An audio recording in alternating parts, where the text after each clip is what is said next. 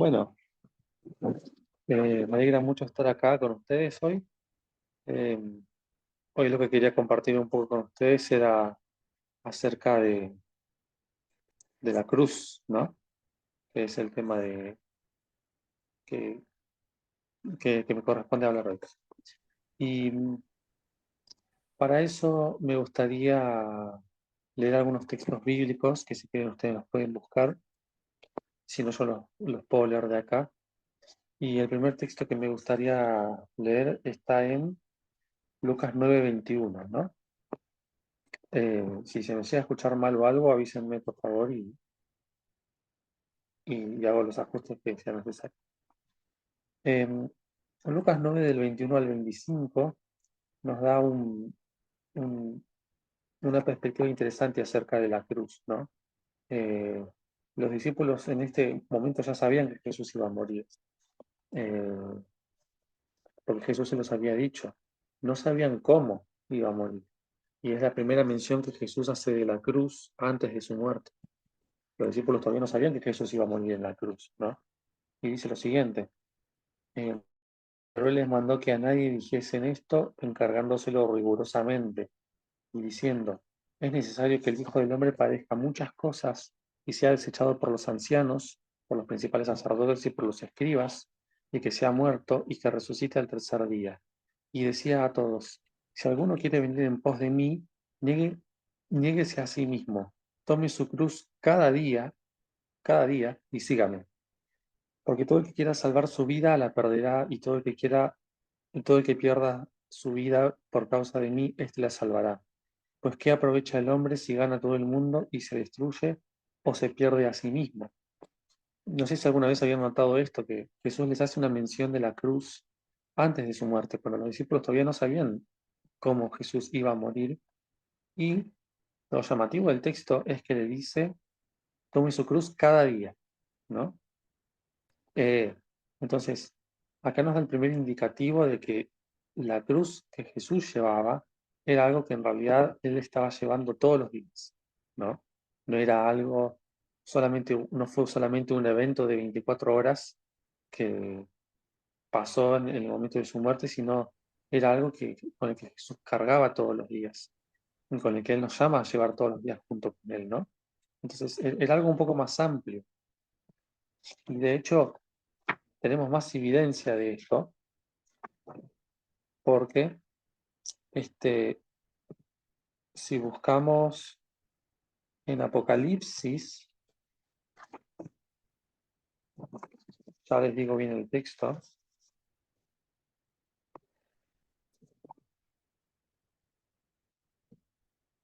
Apocalipsis, bueno, no lo encuentro ahora, em, pero no sé si recuerdan ese versículo que dice eh, que también se llama Sodoma y Egipto, donde nuestro Salvador fue crucificado. No sé si recuerdan.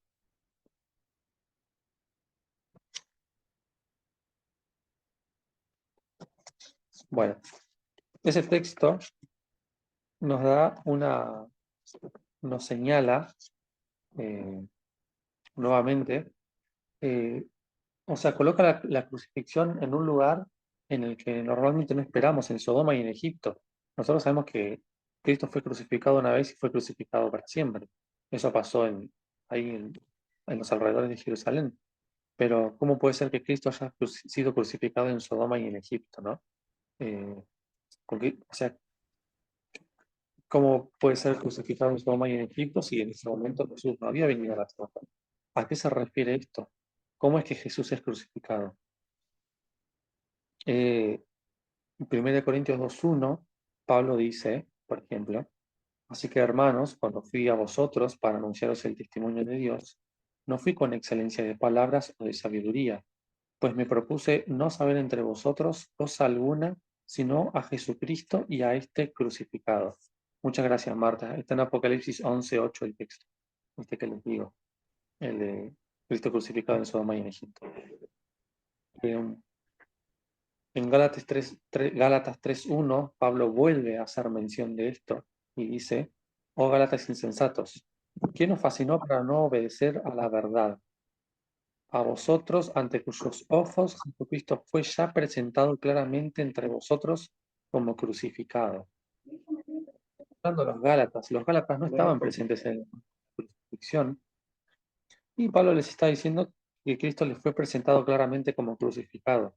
Obviamente, sabemos que a los Gálatas se les presentó el Evangelio y la muerte de Jesús, y como eso les podía salvar, pero se les presenta como crucificado. Y Pablo lleva esto al tiempo presente nuevamente, en Gálatas 2:20, cuando él dice, con Cristo estoy juntamente crucificado. Dice, y ya no vivo yo, mas Cristo vive en mí, ¿no? Y lo que ahora vivo en la carne, lo vivo en la fe del Hijo de Dios, el cual me amó y se entregó a sí mismo por mí. Entonces, estos textos nos llevan a pensar cómo puede ser que Jesús esté siendo crucificado ahora. Eh, ¿Cómo es que crucificamos a Jesús? Eh, ¿Cómo puede ser que Jesús haya sido crucificado en Sodoma y Egipto? Eso nos lleva a pensar que quizá el evento de la cruz, eh, que aquí en la tierra duró un solo día, en realidad es un símbolo de algo más amplio que está sucediendo por detrás, donde Cristo está cargando con cierto sufrimiento y que quizá no estamos siendo tan conscientes de ello, ¿no? Ahora, si yo voy a la Biblia, ¿encuentro alguna evidencia de que Cristo está sufriendo ahora mismo? O Él está en el cielo, en el santuario, haciendo su obra de intercesión, independientemente de lo que nos pase a nosotros. Eh, Muchas veces en la vida tenemos sufrimientos y tendemos a pensar que, nada, Jesús está en el cielo, Él vino a la tierra, sufrió un solo día, o sufrir 3 años y medio, pero yo vengo sufriendo 30, 40, 50 años en esta tierra. Entonces, ¿qué puede saber Jesús de mi sufrimiento? Muchas veces tendemos a tener esa clase de pensamiento, y yo lo escuché. Muchas veces personas me hicieron ese planteo, y se me hizo muy difícil darles una respuesta. Pero si leemos el espíritu de profecía, sabemos que Cristo en cada sufrimiento está con nosotros, ¿no? Y nosotros tenemos esa confianza de que Cristo nos acompaña siempre. De hecho, Él dijo, he aquí, yo estoy con vosotros todos los días hasta el fin del mundo. ¿Se acuerdan? Entonces, em, cada vez que nosotros sufrimos un rechazo, Cristo está con nosotros sufriendo ese rechazo. Cada vez que sufrimos una enfermedad, Cristo está con nosotros sintiendo esa enfermedad. Cada vez que somos maltratados, Cristo está con nosotros recibiendo ese maltrato. Por eso Él dice, por cuanto hiciste una de estas cosas a mis hermanos más pequeños, a mí me lo hiciste, dice, ¿no? Lo interesante de esto es que cuando nosotros maltratamos a otra persona, Cristo está con esa persona también, ¿no? Es lo que nos da a entender ese texto que les acabo de mencionar. Y eso nos señala una verdad muy importante y hasta dónde llega la cruz de Cristo. ¿Cómo puedo comprobar esto que les estoy diciendo con la Biblia? Bueno, podemos leer dos textos. Primero, en Isaías 53 está bien clarito plasmado el sufrimiento de Cristo, ¿no? Una profecía de lo que iba a pasar en el futuro. Dice en Isaías 53:3, despreciado y desechado entre los hombres. Ahora, esto es una profecía, ¿no? De lo que iba a pasar a Cristo en el futuro, pero está en pasado, como que viene desde antes ese sufrimiento. Despreciado y desechado entre los hombres, varón de dolores, experimentado en quebranto, y como que escondimos de él el rostro, fue menospreciado y no lo estimamos, ¿no? Ciertamente llevó en nuestras enfermedades y sufrió nuestros dolores, y nosotros le tuvimos por azotado, por herido de Dios y abatido, ¿no? Fíjese qué importante. Él llevó nuestras enfermedades y sufrió nuestros dolores, y nosotros pensamos que era Dios el que lo estaba abatiendo, que era Dios el que quería que él sufriera eso, que era Dios el que lo estaba azotando. Pero dice, Él fue herido por nuestras rebeliones, fue molido por nuestros pecados, ¿no? El castigo de nuestra paz fue sobre Él y por su llaga fuimos nosotros curados. Eh, entonces, esto nos habla de una verdad importante acerca del sufrimiento de Jesús. no es un sufrimiento de un solo día, es un sufrimiento que Él carga desde el inicio de la humanidad. Un poco más adelante, si yo voy a Isaías 63:9, dice, en toda angustia de ellos, Él fue angustiado, ¿no? Fíjese qué importante. En toda angustia de ellos, de los que sufren las angustias, Él fue angustiado. O sea que en Cristo se replica o se repite básicamente toda la angustia que nosotros sufrimos. O sea, todo lo que nosotros sentimos, Él lo siente. Y dice, y el ángel de su faz los salvó. En su amor y en su clemencia los redimió y los trajo y los levantó todos los días de la antigüedad. Mas ellos fueron rebeldes e hicieron enojar su Santo Espíritu, por lo cual se les volvió enemigo, ¿no? Entonces, eh, vemos que Cristo entiende nuestro dolor y entiende nuestro dolor constante. Y para Él eso es como llevar una cruz, ¿no? Es como llevar esa cruz invisible, de la cual es representativa la cruz visible que vimos acá en la tierra. Si voy a Hebreos 13:12, por ejemplo, me dice, por lo cual también Jesús, para santificar al pueblo, mediante su propia sangre, padeció fuera de la puerta. Salgamos, pues, a él en tiempo presente, fuera del campamento, llevando su vituperio, ¿no? Este es el cumplimiento de lo que Jesús dijo, si alguno quiere venir en pos de mí, tome su cruz, niéguese a sí mismo, tome su cruz y sígame. Y Pablo nos insta a hacer lo mismo diciendo, salgamos pues a él fuera del campamento llevando su vituperio, ¿no? En Romanos 15:3 nos dice, porque ni aun Cristo se agradó a sí mismo, antes bien, como está escrito, los vituperios de los que te vituperaban cayeron sobre mí, o las burlas de los que se burlaban cayeron sobre mí, ¿no? Ahora, ¿cómo es que estas cosas crucifican a Cristo nuevamente? Eh, ¿Cómo es que crucifican a Cristo nuevamente hoy? ¿Tenemos alguna evidencia en la Biblia de que eso pasa hoy? No digo que en el cielo Cristo esté siendo crucificado, sino que esto es un simbolismo de los sufrimientos que Él sobrelleva por nosotros, incluso hoy en día. Pero no es que esté siendo colgado literalmente en una cruz nuevamente, sino en el sentido del dolor que Él siente cada vez que recibimos un daño o le causamos daño a otra persona. Fíjense lo que dice Hebreos 6 con respecto a esto.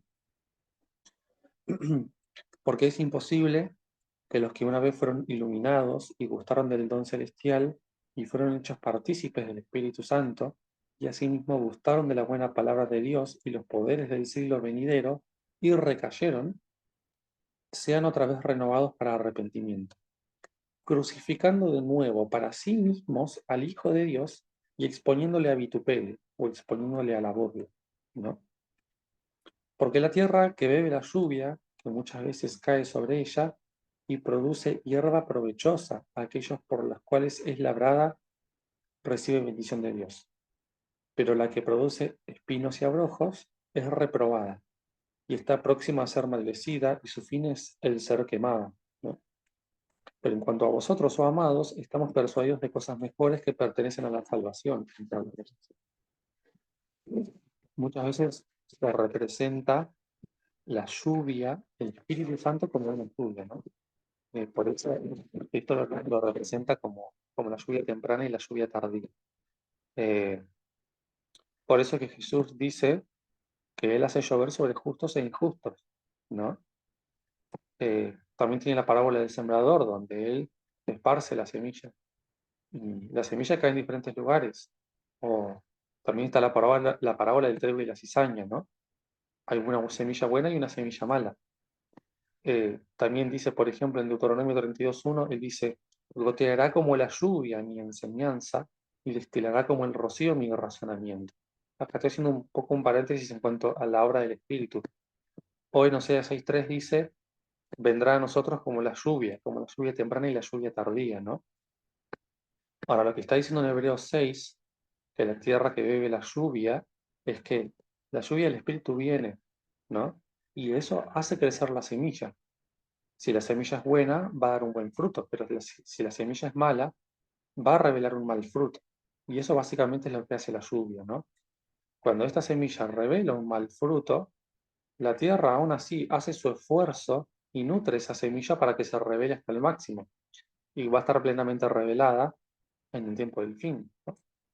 Entonces, esto nos demuestra que Cristo carga con ese sufrimiento y carga con ese esfuerzo incluso del mal desarrollo de una persona hasta el pleno pecado, porque es Cristo el que le está dando vida a esa persona y él soporta ese sufrimiento incluso, ¿no? Para terminar de comprobar lo que les vengo diciendo, voy a leer eh, unas citas, y si quieren después se las puedo pasar, que nos comprueban estas cosas. En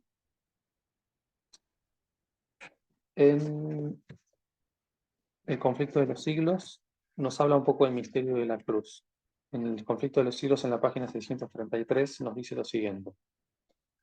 El misterio de la cruz explica todos los demás misterios. A la luz que irradia en el Calvario, los atributos de Dios que nos llenaban de temor respetuoso nos resultan hermosos y atractivos. Se ve que la misericordia, la compasión y el amor paternal se unen a la santidad, la justicia y el poder.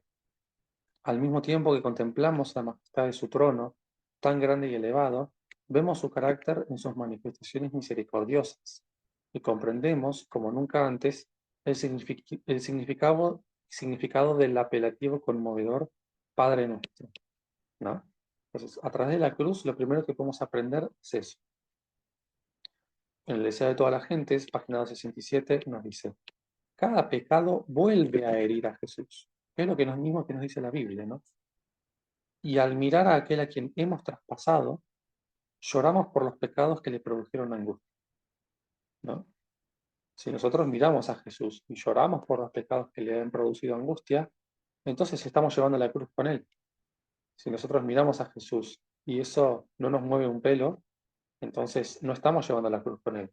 Él está llevando la cruz solo, lamentablemente. Fíjense esta cita.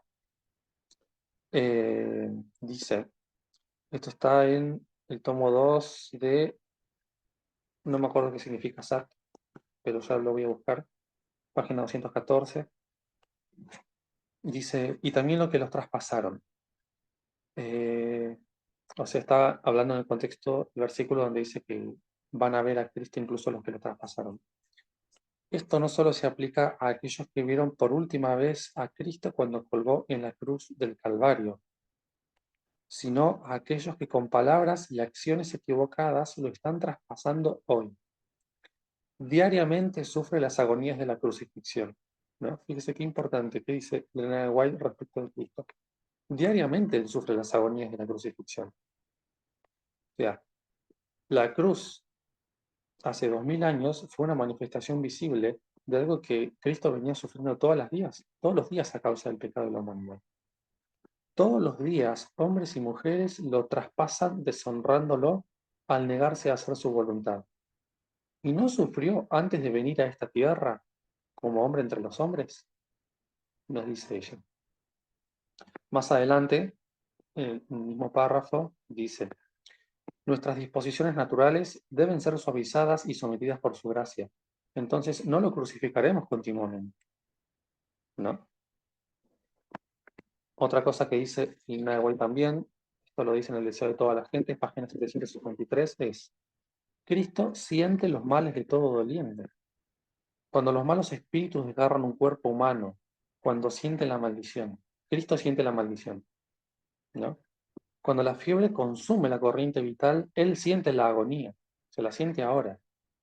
Y está tan dispuesto a sanar a los enfermos ahora como cuando estaba personalmente en la tierra. Los siervos de Cristo son sus representantes, los conductos por los cuales ha de obrar. Él desea ejercer por ellos su poder curativo, ¿no?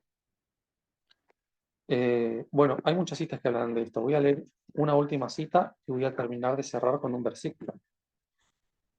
Fíjense qué importante esto, cómo Satanás quiere poner dudas sobre el carácter de Dios y nos insta a pensar que Cristo en realidad no está tan interesado en nuestro sufrimiento.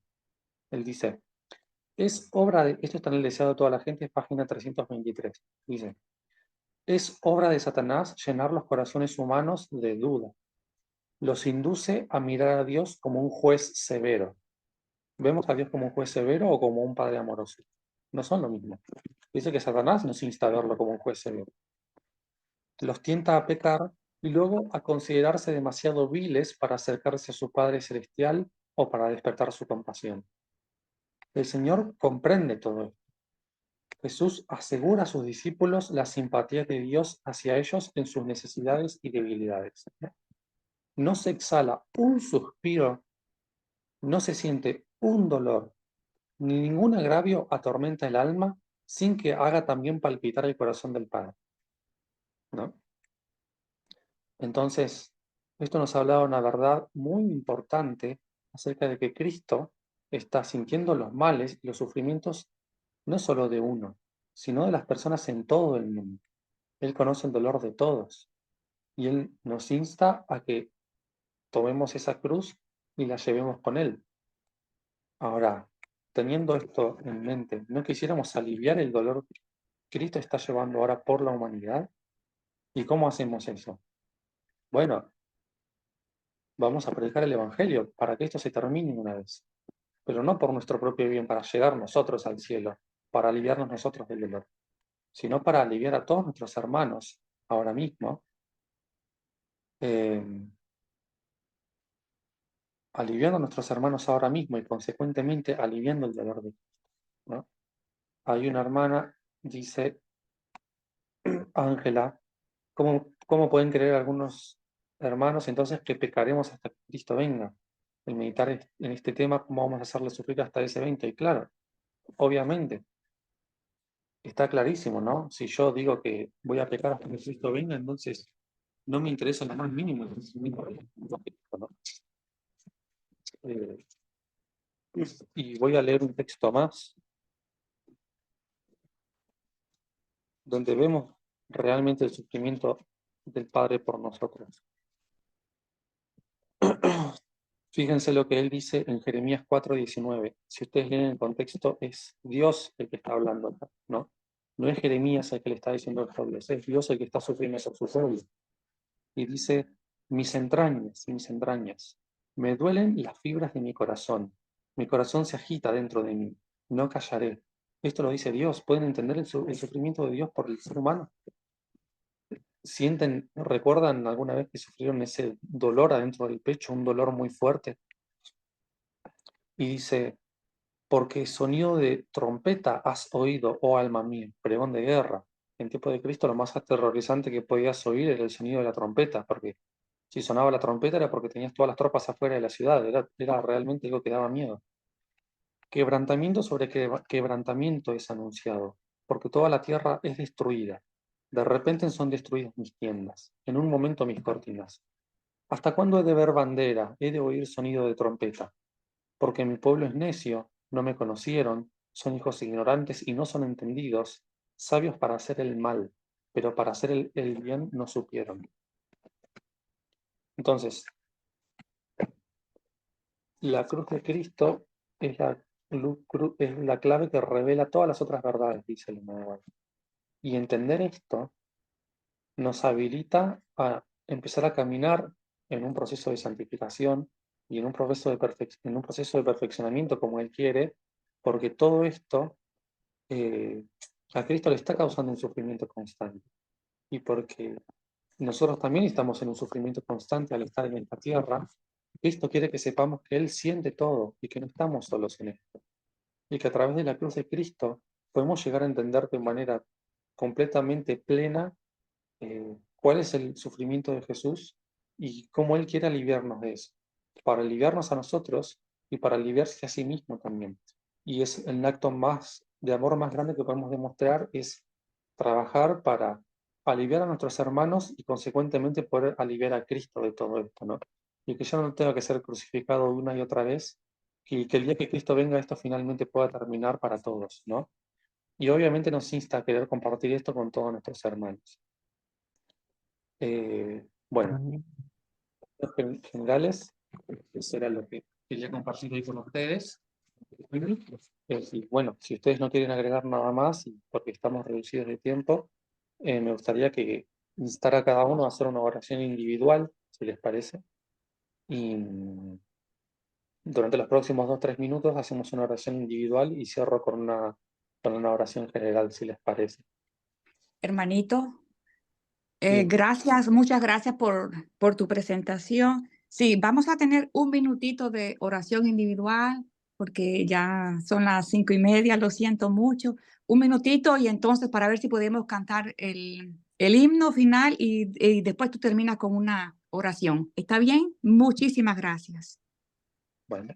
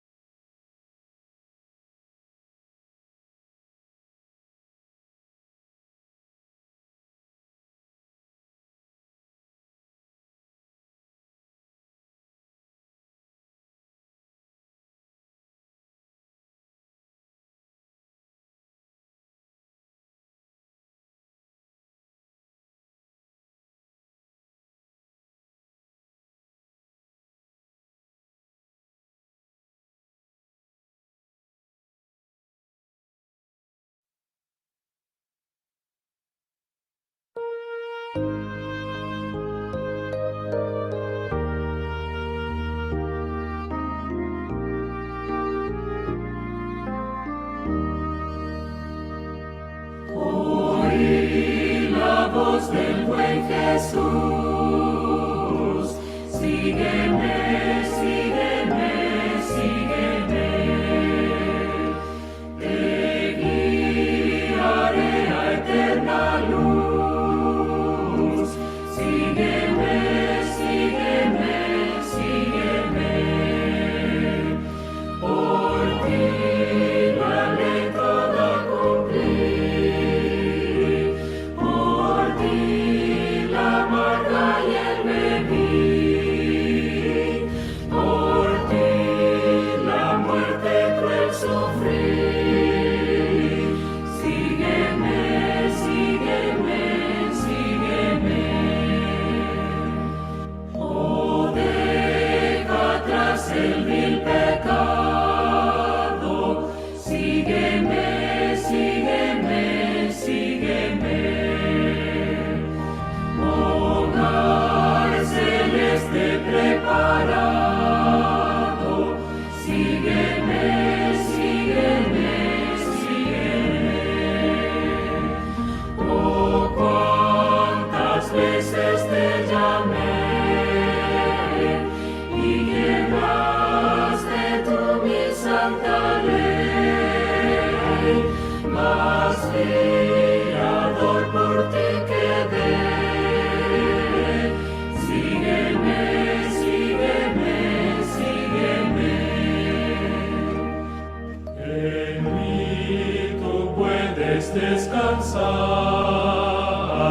Sígueme, sígueme, sígueme.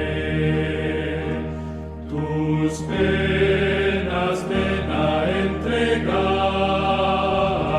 Sígueme, sígueme, sígueme. Yo soy tu Dios, tu Salvador, y te amo mucho, pecador. Ya deja todo tu temor